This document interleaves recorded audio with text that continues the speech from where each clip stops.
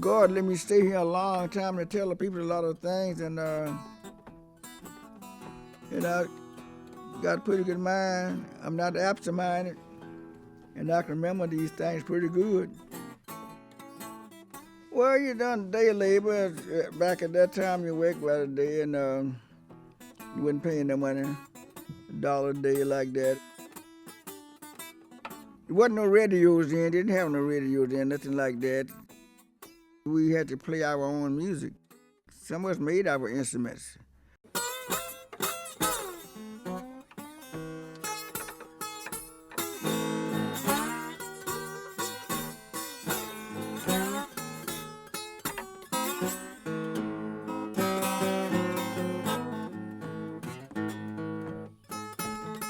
Down in the crossroom, fell down on my knees.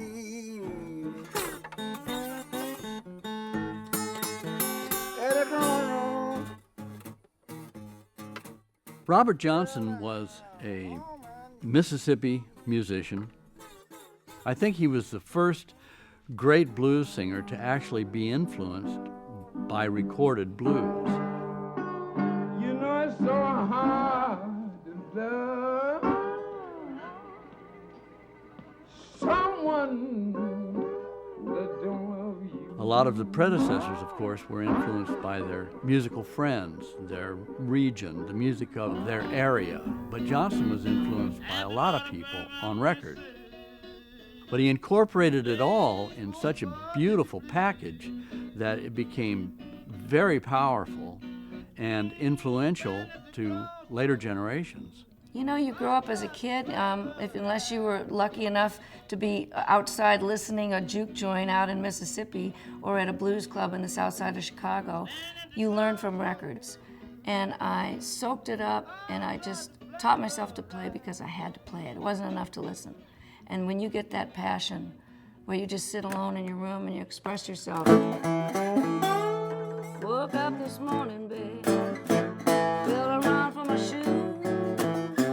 No bad animals ahead, whoa, walking blues. Well, I got up this morning, people, felt around for my shoes.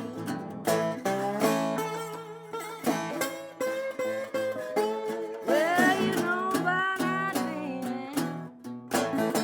well, I can have this old walking blues.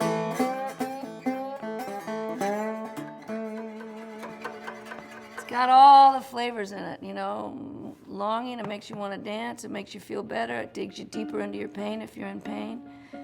So one size fits all with the blues.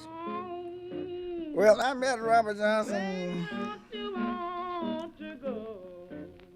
I was 21 years old. And he was walking in front of me with a little suit of clothes on, a little Stella guitar on his shoulder. I had my guitar on my shoulder walk. I'm young, playing in the streets. And I said, "You Robert Johnson?" Like, he said, "Yeah." And then from then on, we hustled all over town here in different places. We'd play on the streets and we'd sit down and we had a cigar box. And the people walk up in the crowd, give us nickels and dime quarters. And I'd make $8 or $10 on Saturday, Sunday. Then he got the job playing at the Three Fork out there where he got poisoned. Robert was sitting in the corner with his guitar on his arm. He told me, he said, "I don't feel good," says, "I'm kind of sick." And most of the people thought that because he drank a lot of whiskey, he just needed another drink. He tried to play a couple of numbers, and he found out he couldn't play. And the people really got to the point where they see that he was sick.